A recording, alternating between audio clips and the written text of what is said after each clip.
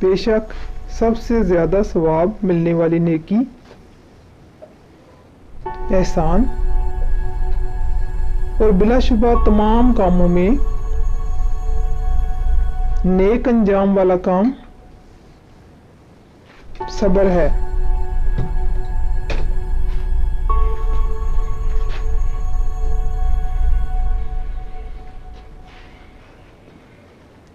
बेशक वो एहसान करम जो तूने किसी के साथ किया है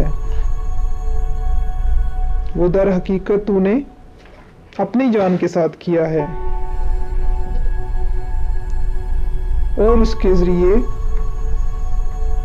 अपनी इज्जत को महफूज रखा है।